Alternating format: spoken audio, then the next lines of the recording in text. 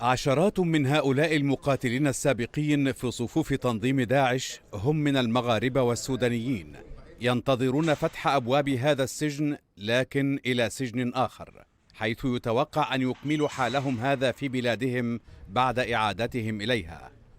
زيارتان متزامنتان لمسؤولين سودانيين ومغاربة إلى سوريا والعراق لبحث ملف إعادة مواطني الدولتين من سجناء داعش وأطفالهم.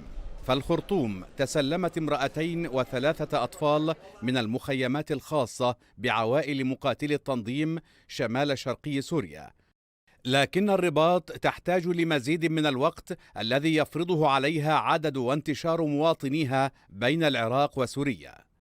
المغرب أرسل وفدا من القضاة والمستشارين يرأسه وزير العدل عبد اللطيف وهبي لعقد اتفاقية تمهد الطريق لتسليم مقاتلي التنظيم في السجون العراقية. وفقا لبيانات حكومية سابقة، فإن 1659 مغربيا غادروا البلاد للانضمام إلى حركات إرهابية، وأن 250 مقاتلا يقبعون في السجون السورية، بينهم 10 في السجون العراقية.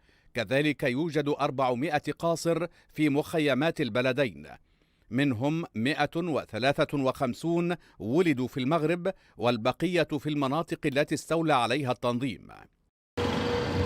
الرباط وبعد نحو 18 عاما أعادت فتح سفارتها في بغداد، ومعها أعيد فتح قضية مقاتلي التنظيم الإرهابي لتتصدر جدول أعمال التنسيق الأمني والقضائي بين البلدين. المغرب ومنذ عام 2015 سنت قانونا لمواجهة ظاهرة عودة المسلحين بعقوبات تتراوح بين 10 و15 سنة من السجن، حاكمت بمضمونه العشرات وعشرات يستعدون